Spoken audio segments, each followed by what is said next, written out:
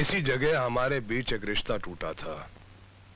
इसी जगह एक नए रिश्ते की शुरुआत हो, ये सोच के मैं यहां पर तुम्हारा इंतजार कर रहा था।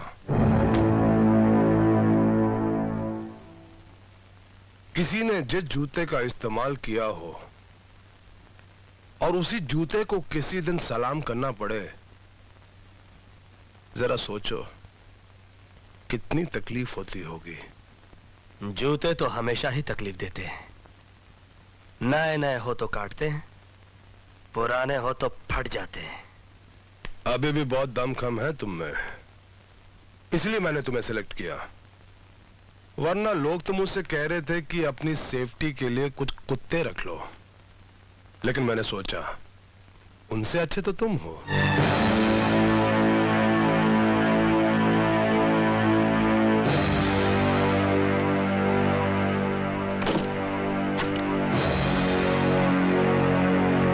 अभी मैं जरा सा शोर मचा दूं कि पुरानी दुश्मनी की वजह से तुम यहां पर मुझे मारने की कोशिश कर रहे थे, तो आज मुझे ना किसी गवाह ना किसी सबूत की जरूरत पड़ेगी। सरकारी मशीनरी से जनता तक सब तुम्हारे खिलाफ हो जाएंगे। मिस्टर सिद्धांत सूरी, कल चालाक तुम थे, लेकिन आज चालाक मैं हूं। कल वक्त तुम्हारा था, लेकिन आज वक्त मेरा है। तुम्हारी फर्ज की गंगा मेरी गंदी आदतों के गटर में डूब जाएगी। जिसे तुम नफरत करते थे, उसी गटर की पहरेदारी करोगे तुम। वर्दी के पिंजरे में कैद हो तुम।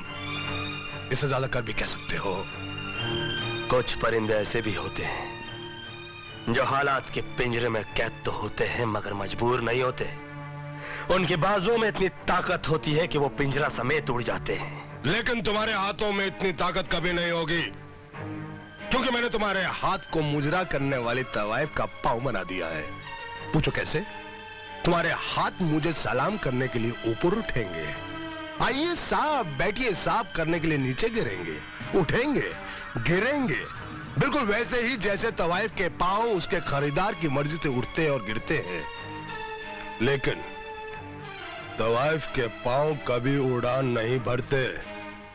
इसलिए तुम जैसे खुददार आदमी के लिए ऐसी जिंदगी जीने से अच्छा है कि तुम अपनी नौकरी से इस्तीफा दे दो।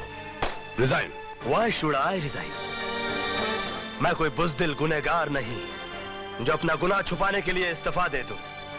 जहर पीना पड़े तो पीऊंगा। ड्यूटी तो ड्यूटी है, करनी है सो करूंगा। आइए सर।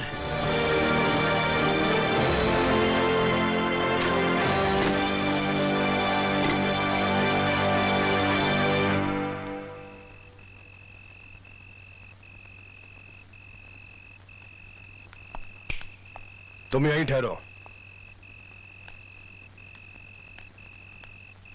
ये आलीशान बंगला मुझे सरकार ने दिया है। आज से तुम्हारी ड्यूटी शुरू। खड़े रहो वहीं दरवाजे पर।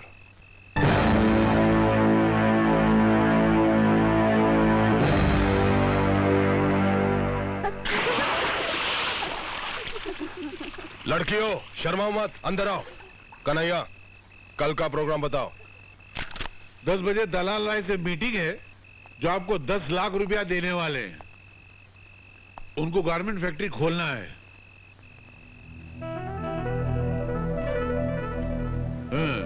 खोल दो सब कुछ खोल दो। आजा। आपने उनको बियर की फैक्ट्री का लाइसेंस दिलाने का वादा किया है। दे दो लाइसेंस दे दो, जो चाहिए दे दो। 1 बजे काला घोड़े पर एक मूर्ति के चेहरे से घूंघट हटाना है। ऐसे मैं जाऊं? हाँ ठीक है, तू तो आ। Good night. इंस्पेक्टर सिद्धांत, इधर आओ। इन प्यारी प्यारी लड़कियों के लिए तौलिए लेकर आओ, जल्दी।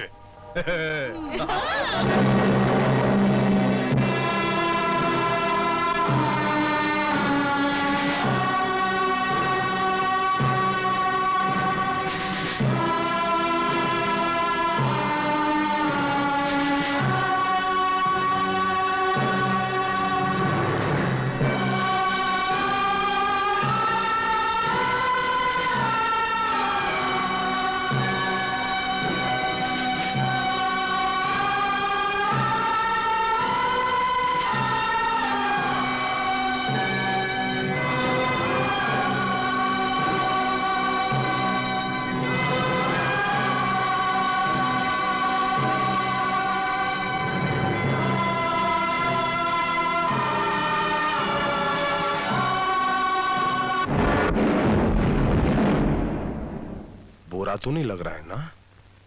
नहीं, क्यों? इसलिए कि मैंने इनके कपड़े उतारे नहीं, इनकी इज्जत ढकने के लिए इन्हें कपड़े दिए।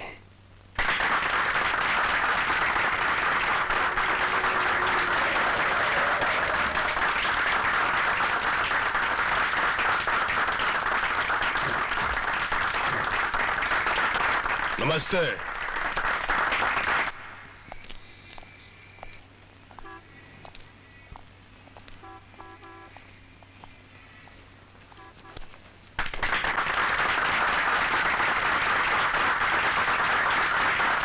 शहीद कपिलेश्वर अमर रहे। अमर रहे।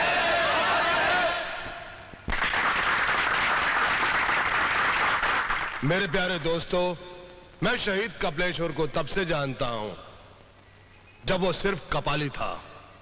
बहुत बड़ा त्यागी था, दिलेर था, वो एक मसीहा था। लेकिन अफसोस, उनका अंजाम भी वही हुआ जो बहुत सारे देश प्रेमियों का हुआ है।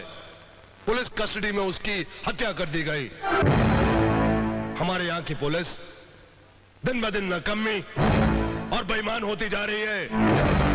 इसलिए मैं पुलिस की नौकरी से इस्तीफा देकर राजनीति में आया हूं, ताकि वर्दी पहनकर जो लोग हमारी गरीब जनता पर जुल्म कर रहे हैं, मैं उनका पर्दाफाश कर सकूं, उन्हें सजा दिलवा सकूं, उनकी धज्जियां उड़ा सकूं।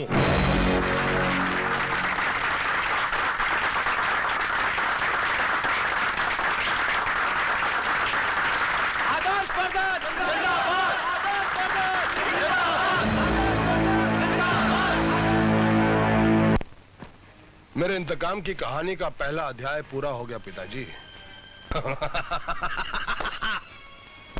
लेकिन पिताजी, अंजाम ये नहीं है। अंजाम ये है कि जिस तरह गांव वाले फसल काटते हैं, उसी तरह से मैं इंस्पेक्टर सिद्धांत के खानदान और नस्ल को काट दूंगा। इंस्पेक्टर सिद्धांत, एक मिनट। आपके लिए बहुत बड़ी खुशखबरी है। मुबारक हो, आप बाप बनने वाले हैं। थैंक यू डॉक्टर साहब, थैंक यू वेरी मच।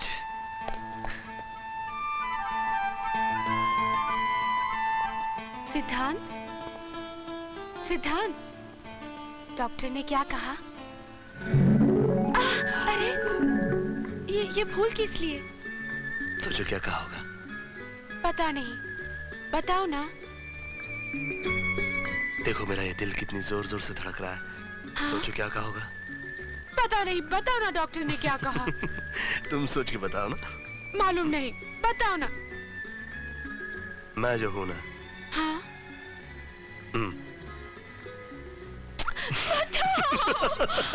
और तुम जो हो ना। हाँ? अरे, तुम हंस क्यों रहे हो? तुम मां बनने वाली हो। और अब लिखो, मिस्टर करण सिंह, जयपुर। अरे बिंदिया, जरा बहू का हाथ तो बटाओ। इनकी शादी हो रही है और ये कार्ड्स खुद लिखे? क्या ये अच्छा लगेगा बाबूजी? जब भाभी के माँ बनने के दिन करीब आ जाएंगे, तब मैं इनको आराम करने दूंगी और खुद ही काम कर लिया करूंगी। चुप, जो भी मुंह में आता है बक देती है। नारायण नारायण नारायण। क्या बात है, यहाँ तो खुशियों के लड्डू बट रहे हैं। नमस्ते भाई साहब। अरे नमस्ते, कैसी है? ठीक हूँ। क्या बात है, बड़े खुश लग रहे हो। हाँ, वक्त की बात है। पहले मेरा मालिक बहुत ईमानदार आदमी था तो मैं कड़का था। अब बहुत बेईमान है, इसलिए मेरे पास बहुत माल है। बैठ जाओ, बैठ जाओ। अवश्य बैठेंगे। आप देखिए हम कैसे बैठते हैं। कन्हैयालाल, ठीक से बैठो। बैठो नहीं, बैठिए। बैठो का जमाना गया जब कुछ लोग मुझे कहते थे बैठो और मैं सुकड़ के बैठ जाता था। अब लोग मुझे इज्जत से कहते हैं कि बैठिए और मैं शान से फैल जाता हूँ।